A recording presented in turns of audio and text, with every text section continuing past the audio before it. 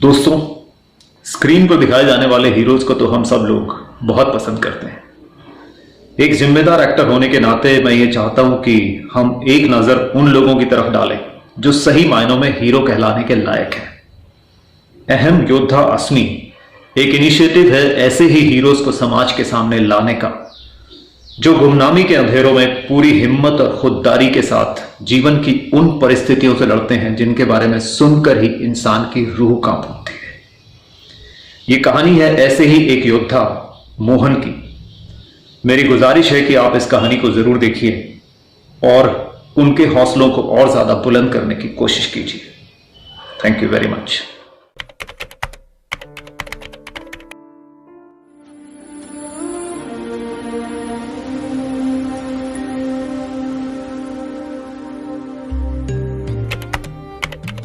आज हम एक बहुत ही खास शख्सियत के साथ हैं, मोहन कुमार। आपकी तरह इन्हें बहुत से लोग नहीं जानते हैं।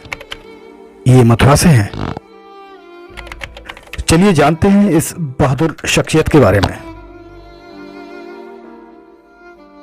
आमतौर पर सभी की तरह उसके भी सपने थे कि वह भी अपने मित्रों के साथ में खेले, स्कूल जाए। अभी जिंदगी का सफर शुरू ही हुआ था कि उनके पिता नहीं रहे।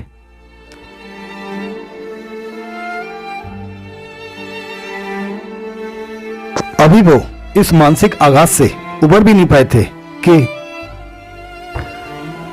उन्होंने अपनी मां को भी खो दिया।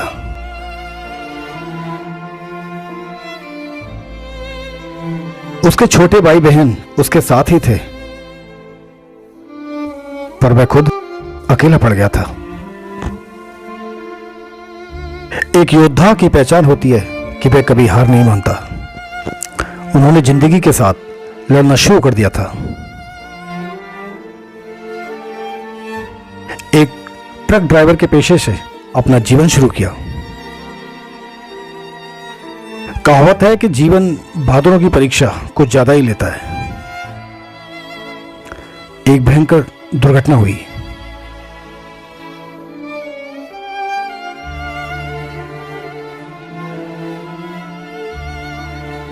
ऐसा था, मैं बॉम्बे से गाड़ी भर के चला था होली के पीरियड पे।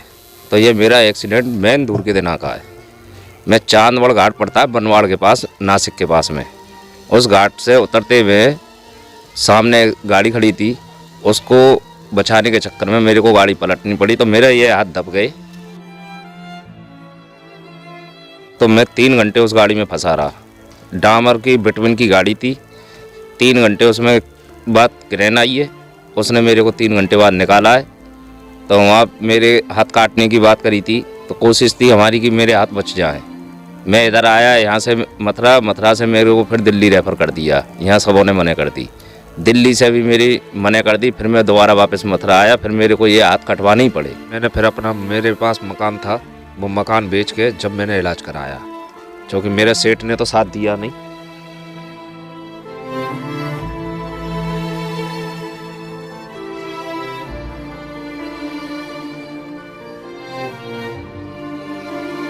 मैंने अपना मकान बेचा। मकान बेच के मैंने फिर इलाज कराया। महीना भर तो मैं यूँ ही रहा था बगैर इलाज के। मेरे सेप्टिक की स्थिति बन गई, तो महीना भर में तो मेरा मकान ही बिका था। उसके बाद में मकान बेच के जब मैंने अपना इलाज कराया है, और उससे घर से बेघर हो गया मैं। फिर मैं अपने ऐसे ही जीवन यापन करता रहा। आप अंदाजा लगा सकते हैं कि जिंदगी फिर से शुरू करना कितना मुश्किल होता है। करीब साल भर तो कोशिश करी मैंने काम की तलाश में, तो काम तो कोई मेरे को देता नहीं, क्यों हाथ नहीं थे। फिर मेरा एक साथ का है, वो मेरे को साथ में हौसला बंधाया उसने। वो मेरे को साथ में ले जाने लगा धीरे धीरे। फिर मैं गाड़ी दोबारा से चलाने लग गया। तो उसने मेरी हिम्मत बंधाई। फिर मैं दोबारा से गाड़ी बाजी चालू। एक टाइम खाना खाया, एक टाइम पानी पी के सोए। ऐसे ही करके समय पास किया। मजबूरी थी, मेरे को कोई काम तो देता नहीं है हाथ की वजह से। अब मेरे पे और कोई काम आता नहीं है। यही गाड़ी बाजी मैंने करी थी शुरू से। फिर धीरे धीरे मेरे को 5-6 महीने तो परेशानी हुई गाड़ी चलाने में। फिर मेरे दोबारा से मुहावरे में आ गई। फिर मैं गाड़ी दोबारा से चलाने लग गया। परेशानी यही है कि मेरे को अकेले में तो कोई गाड़ी देता नहीं है। मेरे को कोई ना कोई साथ का मेरा जो जानकार ड्राइवर है वो ले जाता है, उसी के साथ रह के जो वो देता है उससे फिर मैं अपने गुजर बसर करता हूँ सर। तो आप अंदाजा लगा सकते हैं कि उन्होंने किस तरह से अपने ये दिन गुजारे होंगे।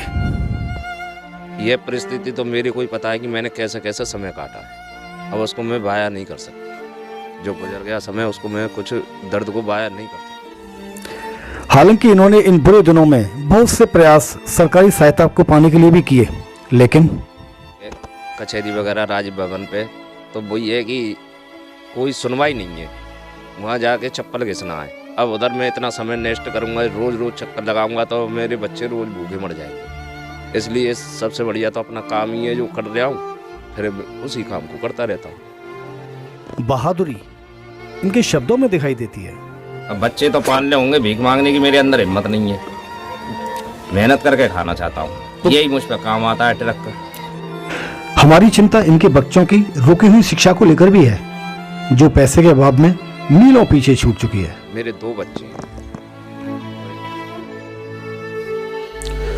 नमस्कार, मेरा नाम इंद्रजीत चौधरी है और आप देख रहे थे मेरे साथ में एक योद्धा मोहन कुमार की कहानी। दरअसल हमारा इस कहानी को दिखाने का मकसद आपका मनोरंजन करना बिल्कुल नहीं है।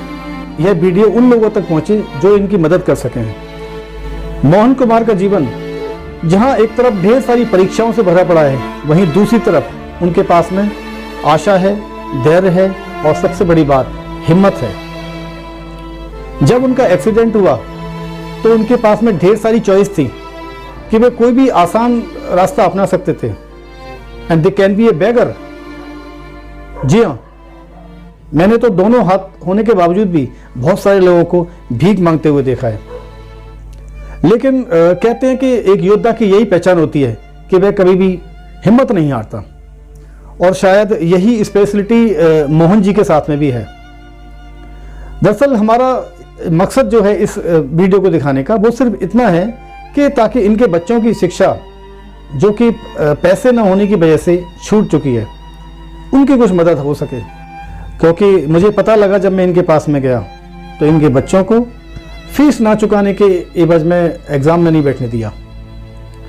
यह कितनी दुखद बात हो सकती है। जी हाँ, इनके बच्चों के साथ ठीक ऐसा ही हुआ है। हमारी आप सभी से अपील है कि इस परिवार की, मोहन सिंह जी की किसी न किसी तरह से मदद जरूर की जाए। आपके द्वारा की गई एक छोटी सी मदद इनको मुख्य धारा में लाने का काम करेगी। इसी विनती के साथ आपसे विदा लेना चाहूंगा। नमस्कार।